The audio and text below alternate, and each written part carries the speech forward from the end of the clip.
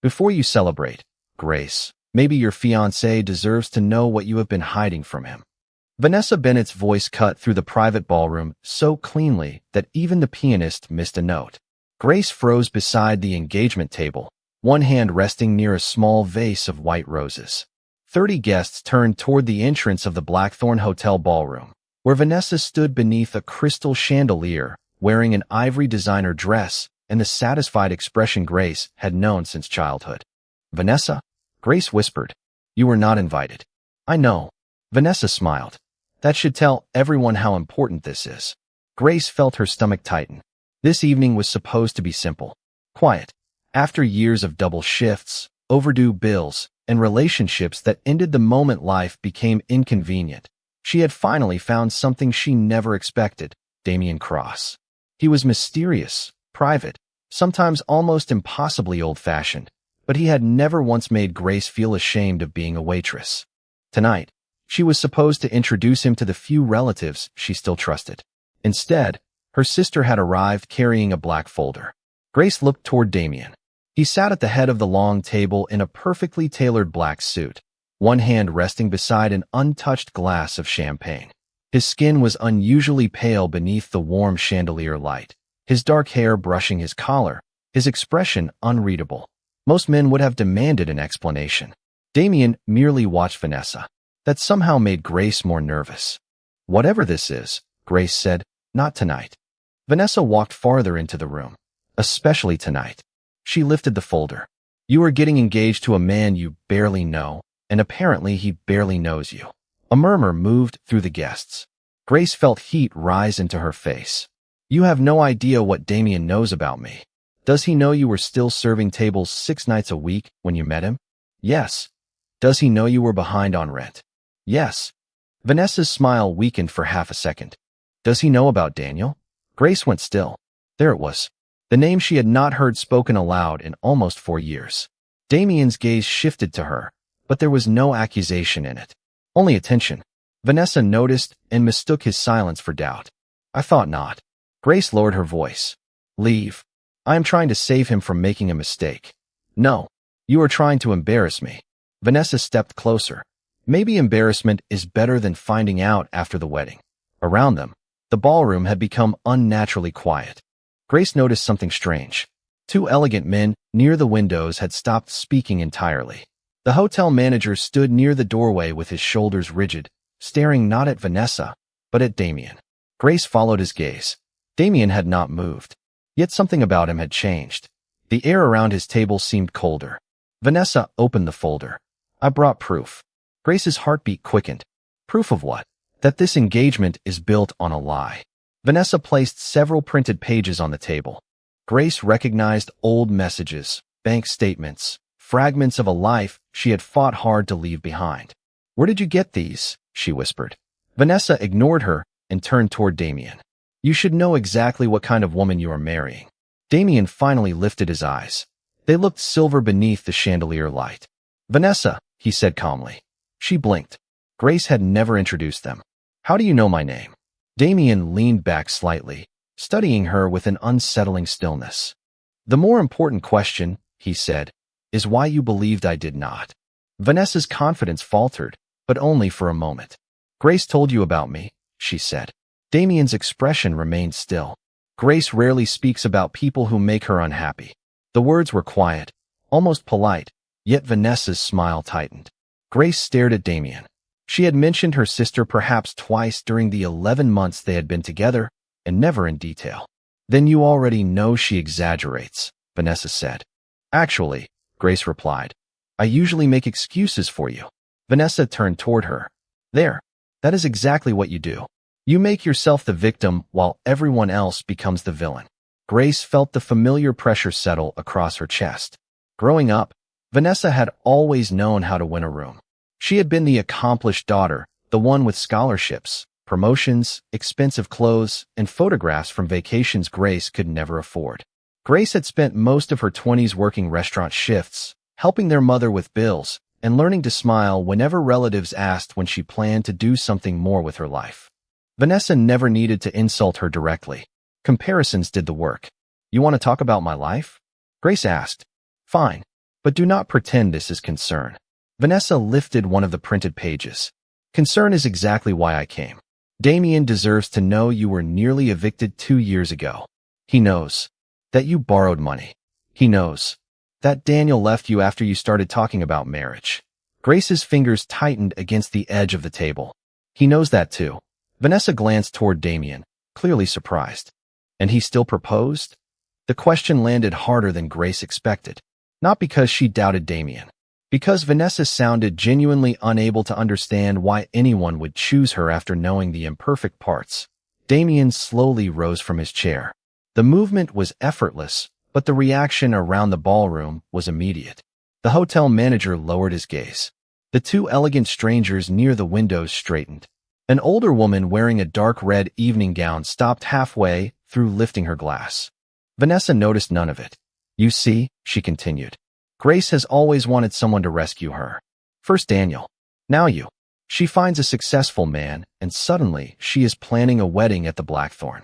Grace's embarrassment burned away. I did not ask Damien to rescue me. Then who paid for this party? I did, Damien said. Vanessa smiled triumphantly. Exactly. Damien looked at her as though she had answered the wrong question. Because I invited these guests. And because Grace could never afford it. The room seemed to cool. Grace saw Damien's jaw tighten. She knew that expression. He was angry, although Damien's anger never looked like other people's. It became quieter, more controlled. Damien, Grace said softly. His eyes moved immediately to her. I can handle this. Something in his face eased. I know. Vanessa laughed. Of course she can. Grace has spent her whole life pretending she does not need anyone. She opened the folder again and removed a final page. But this is the part she did not tell you. Grace looked down. Her breath caught. It was an old message she had sent Daniel 4 years earlier, but several sentences were missing. What remained made it appear as though Grace had planned to marry him for financial security. That is not the whole conversation. Vanessa placed the page in front of Damien. Then explain it. Grace reached for it, but Damien picked it up first. He read the page once. His expression did not change. Vanessa waited. Well, Damien carefully placed the paper back on the table. Then he looked at her. Are you certain, he asked softly, that you want the entire room to hear the truth? Vanessa smiled as though Damien had finally given her exactly what she wanted. Absolutely, she said. Everyone should hear it. Grace closed her eyes for half a second. For years ago, that message had belonged to one of the lowest nights of her life. Daniel had complained that Grace spent too much time helping her mother and not enough time building a future with him. Grace had replied that marriage was supposed to mean building security together, not abandoning family whenever money became difficult. Vanessa's printed version removed everything except a few carefully selected sentences. Damien looked down at the page again. You obtained this from Daniel? Vanessa hesitated. That does not matter. It matters to me. His voice remained calm. Vanessa crossed her arms. Fine. I contacted him. Grace stared at her sister. You found my former boyfriend? I was protecting you from another mistake. You contacted someone I have not spoken to in 4 years, asked him for private messages, and brought them to my engagement party. Vanessa's confidence flickered. When you say it like that, it sounds dramatic. It is dramatic. Grace looked at the folder. Bank records, old messages, addresses, pieces of her private life arranged like evidence in a trial she had never agreed to attend. How long have you been doing this? Vanessa did not answer. Damien did. 3 months. Grace turned toward him. Vanessa's face went pale. What? Damien folded his hands behind his back. You contacted Daniel Mercer on May 18th. You requested Grace's former rental records on June 3rd.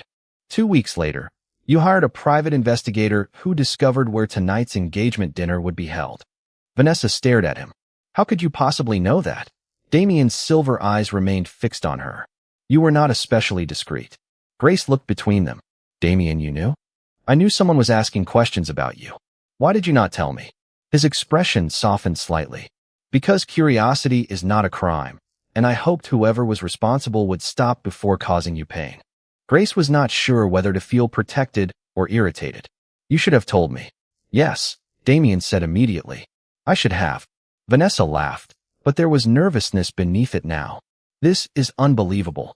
You are apologizing to her when she is the one who lied. Damien picked up the altered message. There is one problem with your evidence. What problem? I have the complete conversation. Silence fell. Grace blinked. You do? Damien looked at her. Daniel sent it this afternoon. Vanessa's mouth opened. Why would he do that? Because when he discovered how you intended to use his messages, he decided he wanted no part of it. Damien removed his phone from his jacket and placed it on the table, displaying the full exchange. Grace recognized every painful word. This time, nothing was missing. Vanessa stared at the screen. That proves nothing. It proves you removed context, Grace said. You wanted him to think I was using Daniel for money. Vanessa's eyes hardened. I wanted him to see who you really are. Grace felt the old instinct to shrink, apologize, make peace. She refused it. No, you wanted him to see me the way you have always seen me. Across the room, the older woman in the dark red gown quietly set down her glass. Damien glanced toward her. She gave him a nearly invisible nod. Something unspoken passed between them. Vanessa noticed. Who are these people? She demanded. Damien did not answer. Instead, he looked toward the ballroom doors. From the hallway came the measured sound of approaching footsteps. The hotel manager immediately straightened and moved aside. Vanessa mistook the reaction for fear of scandal. Her confidence returned. Good. Maybe hotel security can end this circus. The double doors opened. 6 elegantly dressed strangers entered. Every mysterious guest already inside the ballroom rose at once. Vanessa frowned. Then, one by one, they lowered their heads toward Damien. For several seconds, Vanessa simply stared. The 6 newcomers were dressed like guests arriving late to an expensive Manhattan dinner, yet nothing about their entrance felt ordinary. The oldest man wore a charcoal suit with a silver pin at his collar. Beside him stood a woman in midnight blue whose face was almost as pale as Damien's. Neither looked toward Vanessa. Neither looked toward Grace. Their attention belonged entirely to Damien. Your Majesty, the older man said. The words were quiet. They changed the room. Grace felt her heartbeat stumble. Vanessa gave a confused laugh. I am sorry, what did you call him? No one answered her. The hotel manager lowered his head. The woman in the dark red gown did the same. Then the other elegant strangers followed, each offering Damien the same solemn gesture of respect. Grace turned toward the man she had agreed to marry. Damien stood perfectly still beside the engagement table, his pale face unreadable beneath the chandelier light. Damien, she whispered. His silver eyes found hers immediately. I was going to tell you tonight. Tell me what? Vanessa stepped forward before he could answer. That you hired actors? The older man finally looked at her. His expression contained no anger, only astonishment that she had spoken at all. Vanessa pointed toward Damien. Who exactly is he supposed to be? Damien exhaled slowly. Grace deserves the answer first. He turned toward her. My name is Damien Cross. That part was never a lie. Grace waited. And, for the last 312 years, I have held the crown of the Night Court. Grace stared at him. Somewhere behind her, a glass touched a table. The Night Court. Damien nodded. The vampire houses of North America. Vanessa laughed again, louder this time. Vampires. Of course. This is insane. Grace wanted to agree. She wanted to tell Damien the joke had gone too far. Then his eyes changed. The silver darkened slowly until a restrained crimson glow appeared beneath them. Nothing monstrous. Nothing theatrical. Just something unmistakably inhuman looking back at her from the face she knew. Grace stepped back one pace. Damien did not follow. That mattered. You are a vampire, she whispered. Yes. And a king. Yes. Vanessa's smile disappeared. The older man placed one hand over his heart. Damien Cross, sovereign of the Night Court. The title settled over the room like winter. Grace looked at the expensive ballroom, the unusually quiet guests, the hotel manager who had treated Damien with strange deference all evening. Suddenly, 11 months of small mysteries rearranged themselves. Damien never ate during their late dinners. He avoided daytime events. He knew buildings in Manhattan as if he remembered them before the skyscrapers existed. You let me believe you were a private investor, Grace said. I am an investor. That is not the part one am upset about. I know. Vanessa looked from Damien to Grace, then toward the bowed guests. You knew about her past and still proposed? Damien's crimson gaze shifted toward her. You continue to misunderstand what matters to me. Vanessa swallowed. She has debts. She serves tables. She has nothing to offer someone like you.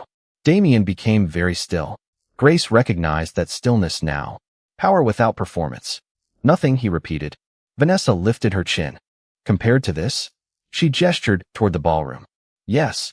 Damien looked at Grace, and the coldness left his expression. Then perhaps it is time everyone heard how we actually met. Grace frowned. She knew their first meeting differently. A rainy night. A nearly empty diner. A quiet stranger who had claimed his wallet was missing. Damien reached into his jacket and removed something Grace recognized immediately. A faded paper receipt, carefully preserved despite being almost a year old. Her handwriting was still visible across the bottom. Do not worry about the bill. Everyone deserves one warm meal. Grace stared at it. You kept that. Damien's answer was almost a whisper. It was the first thing anyone had given me in a very long time without wanting something in return. Grace remembered that night with uncomfortable clarity. Rain had been running down the diner windows after midnight, turning the Manhattan streetlights into blurred ribbons of gold. Damien had occupied the last booth near the window, dressed too well for the neighborhood, but looking strangely lost. When he told her his wallet was missing, Grace had assumed he was embarrassed. His meal cost $28. Her tips that night had barely reached $60. She paid anyway. You told me you would come back and repay me, Grace said. Damien looked at the faded receipt. And you told me not to, because you looked like you needed someone to believe you. Vanessa folded her arms. So she bought you dinner. That hardly explains an engagement. Damien turned toward her. No, it explains why I returned. Grace felt the room disappear around the memory. Damien had returned the following evening, then again 3 nights later. At first he ordered coffee he barely touched. Later they talked. Books. New York. Her mother. His strangely vague family history. Weeks became months before Grace realized she was waiting for the sound of the diner door opening. She believed I was an ordinary man, Damien continued. She never asked what I owned. She never asked who my family knew. When I offered to solve her financial problems, she refused. Vanessa frowned. She refused money from you. Twice. Grace sighed. 3 times. For the first time that evening, a faint smile appeared on Damien's face. 3 times. The older vampires exchanged quiet looks. Vanessa seemed irritated by their reaction. That does not make her special. Grace flinched, but Damien did not. You are right. Vanessa blinked. What? Kindness should not be extraordinary. Damien placed the receipt carefully beside the engagement flowers. But after centuries surrounded by people who approached me because of my title, Grace offered kindness to a stranger she believed could offer her nothing. His gaze settled on Grace. That made her unforgettable to me. The words warmed something inside her, but another feeling remained beneath it. You still lied about who you were. Damien's smile vanished. Yes. For 11 months. Yes. You proposed before telling me. A heavier silence followed. Damien did not defend himself. That was wrong. Vanessa seized the opening. Finally, Grace, listen to yourself. You do not even know this man. I know more about him than I did 10 minutes ago, Grace said. That does not mean I am finished being angry. Damien lowered his head slightly. You have every right to be. Vanessa stared at them, frustrated that the revelation had not shattered everything instantly. Then end it, she said. If he deceived you, take off the ring. Grace looked down at the engagement ring on her finger. Damien did not reach for her. He did not tell her what to do. That silence gave her more freedom than Vanessa's demands ever had. This decision is mine, Grace said. Vanessa's expression hardened. You always make terrible decisions. Something inside Grace finally broke free, not into anger, but clarity. And you have spent my entire life making sure I believe that. Vanessa went still. Grace stepped toward her.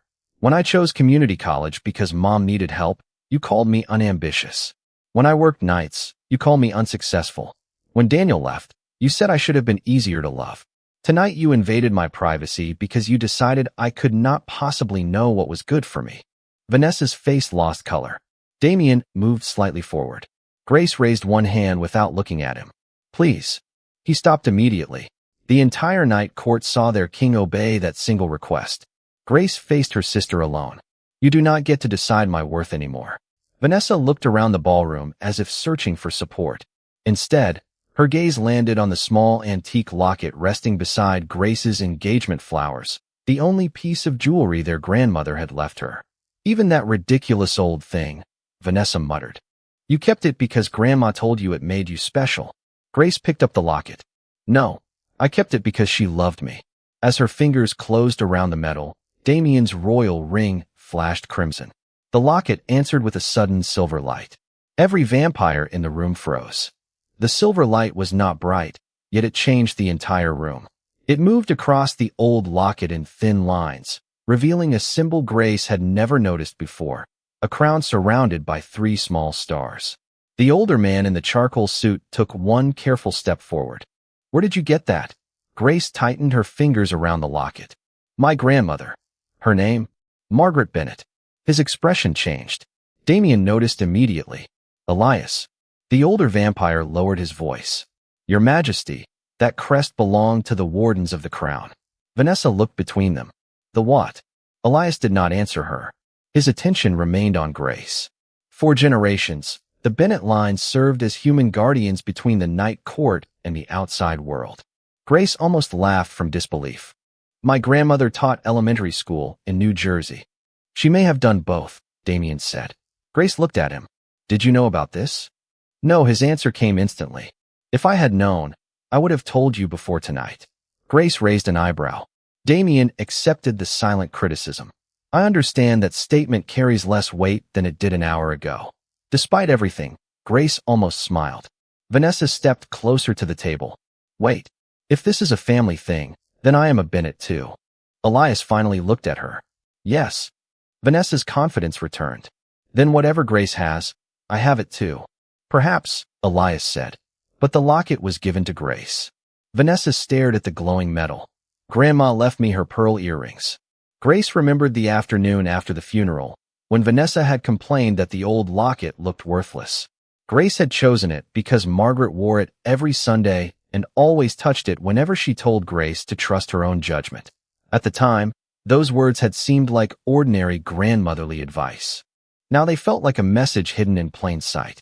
Damien slowly removed the dark ring from his right hand. The moment it left his finger, the crimson glow faded.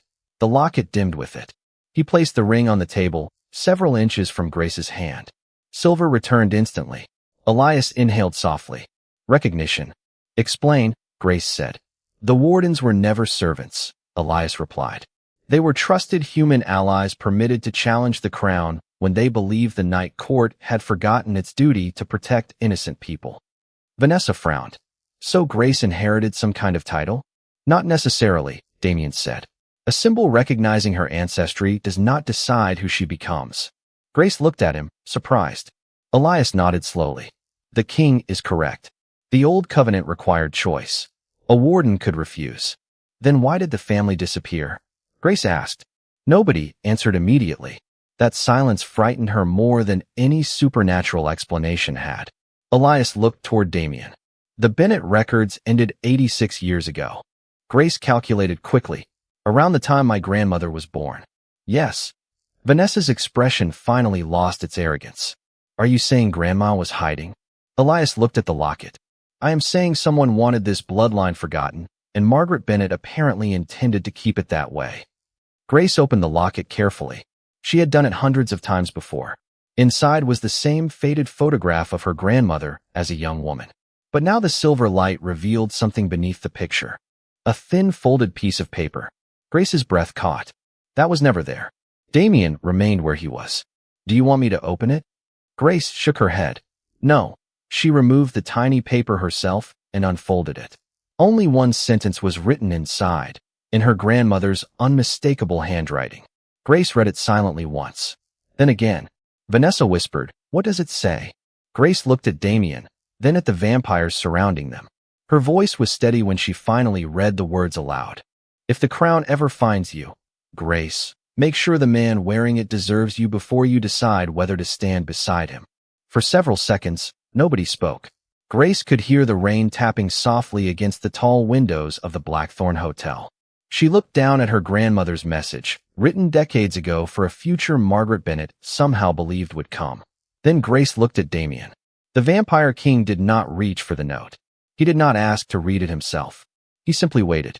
Well, Vanessa asked. Apparently Grandma expected you to judge him. Grace folded the paper carefully. No. She expected me to judge for myself. Vanessa crossed her arms. That sounds like the same thing.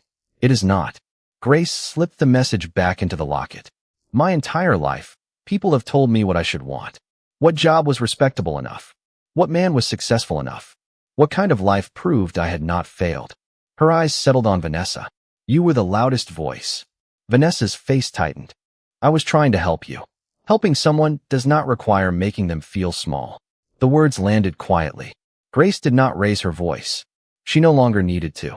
When I stayed near Mom, you called me unambitious. When I worked double shifts, you called me stuck. When Daniel left, you told me I should ask myself why I was so difficult to choose. Vanessa looked away. Grace remembered that conversation perfectly. She had spent years pretending she did not. Tonight you came here expecting Damien to reject me because you still believe my value depends on whether someone powerful wants me. Vanessa's eyes returned to hers. And now a king does. That is exactly the point. Grace removed her engagement ring. A collective stillness moved through the room. Damien's expression did not change, but the crimson light in his eyes faded. Grace placed the ring beside his on the table. Vanessa inhaled sharply. Finally, Grace ignored her. Damien, you hid the truth from me. Yes. You decided when I was ready to know something that belonged in my decision from the beginning. Yes. Elias glanced toward the king as if expecting him to defend himself. Damien did not. Grace stepped closer. Why? Because I was afraid the moment you knew what I was, you would never again know whether I was speaking as Damien or commanding as king. Grace studied him. So you lied because you were afraid? A faint sadness touched his pale face. After 312 years, I have learned that immortality does not cure cowardice. Grace had not expected that answer. Neither had the room. Vanessa scoffed. Grace, he deceived you. Walk away. Grace turned toward her. Stop telling me what to do. Vanessa fell silent. You came here to ruin my engagement because you believed I could not make my own choices. Damien hid the truth because he was afraid it would change mine. Different reasons. Same mistake. Damien lowered his head. Fair. Grace looked at the ring on the table. I am not putting that back on tonight. Vanessa smiled. Damien only nodded. Then you should not. Vanessa's smile vanished. That is it, she demanded. You are just letting her embarrass you? Damien looked genuinely puzzled. She cannot embarrass me by exercising her freedom. Elias's expression softened with something resembling approval. Grace felt the locket warm in her hand. And Vanessa, Damien continued, his voice becoming colder, your intrusion into Grace's private life will end tonight. Grace raised her hand. Damien. He stopped immediately. Grace faced her sister. I will handle this. Vanessa stared at her, and for the first time that evening, she had no clever answer. Grace stepped closer. I do not want you punished. I do not want you frightened. I want you to understand that you do not get access to my life simply because we share a last name. Vanessa swallowed. Grace, if you want to be my sister, learn how to stand beside me without standing above me. The room remained silent. Then the locket suddenly flashed silver again. Damien's ring answered from the table with a deep crimson glow. Elias stared at both objects. Your Majesty, he whispered. Damien's eyes narrowed. What? Elias looked at Grace as though an old story had just become real. The warden has challenged the crown, and the crown accepted her judgment without command. He slowly lowered his head to Grace. The covenant has recognized her. Grace stared at Elias. Recognized me as what? Elias remained bowed for another moment before straightening. A warden of the crown. Vanessa gave a short, disbelieving laugh.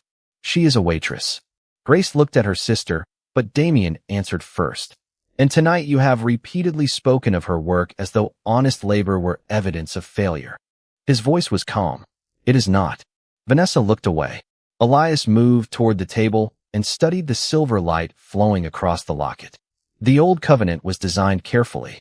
A warden could not inherit authority through blood alone. Recognition required an act of independent judgment before the crown.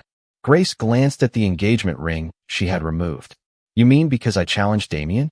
Because you challenged him when accepting his power would have been easier, Elias said.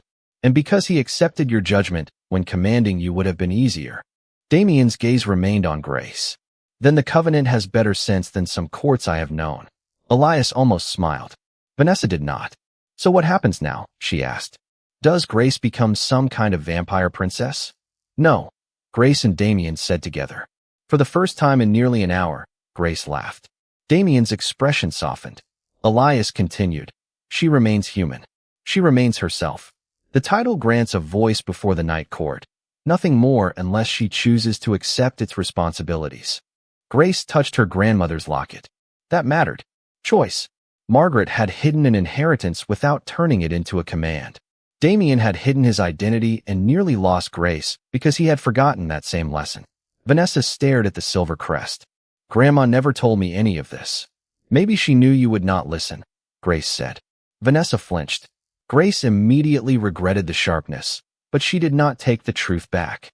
Or maybe, she added more gently, she wanted both of us to become ourselves before this history found us.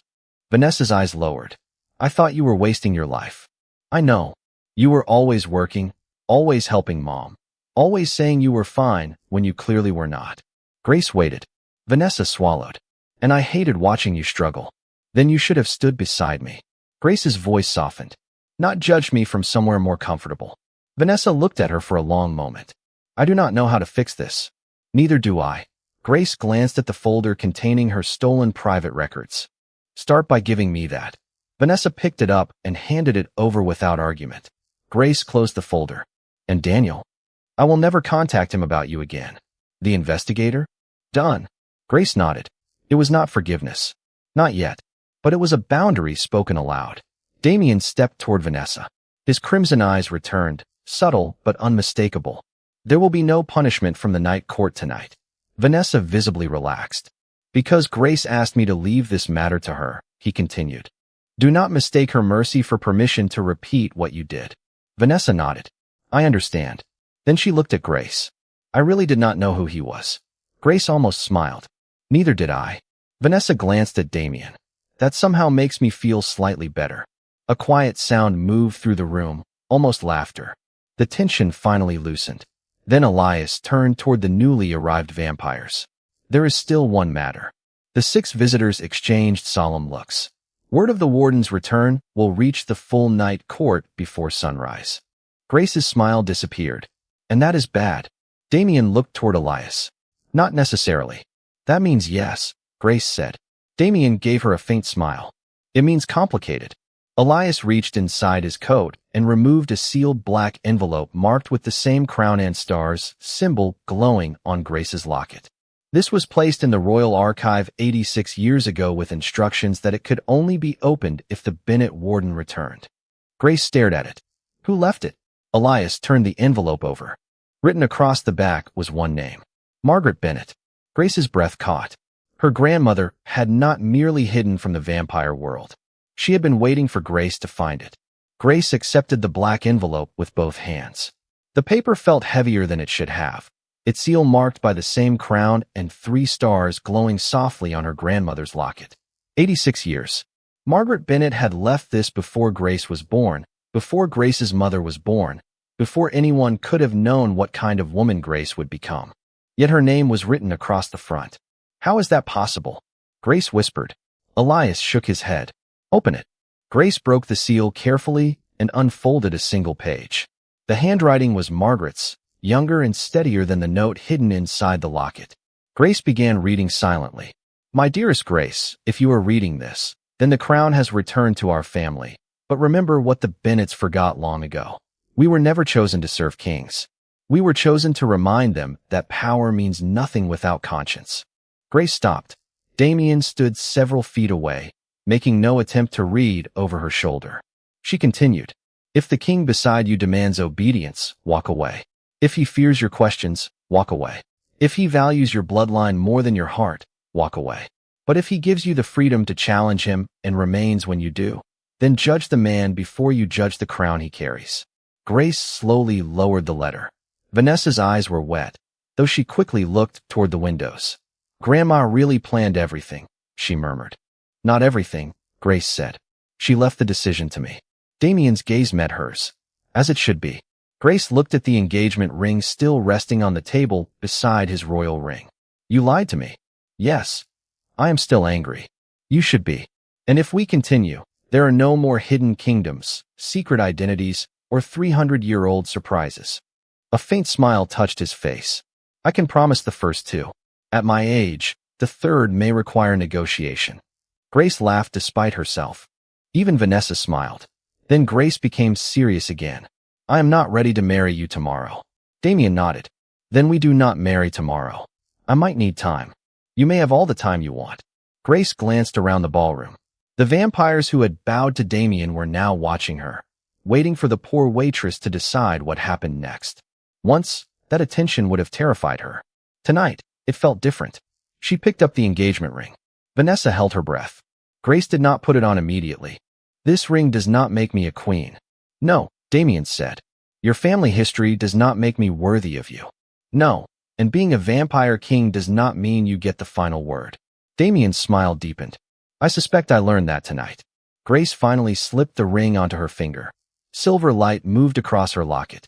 Damien's royal ring answered with a quiet crimson glow. Nobody bowed. Nobody needed to. Grace stepped toward him because she wanted to. Damien offered his hand, and she placed hers in it. I am choosing the engagement, she said. Not the crown. Not yet. Then the engagement is enough. Behind them, Vanessa picked up her purse. Grace. Grace turned. Her sister hesitated. I am sorry. It was not enough to repair years of judgment, but it was the first apology Vanessa had offered without an excuse attached. Grace nodded. We can start there. Vanessa left quietly. Outside, the rain over Manhattan had softened to a silver mist.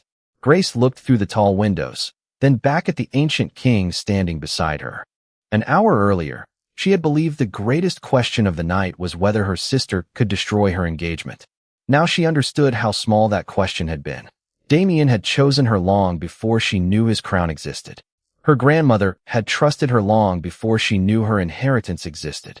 But neither choice mattered as much as the one Grace made for herself. She tightened her fingers gently around Damien's hand and smiled. So, Your Majesty, where do we begin? Damien looked toward the sealed doors beyond which an entire hidden world waited. With the truth. And for the first time that night, Grace was no longer afraid of what she might find.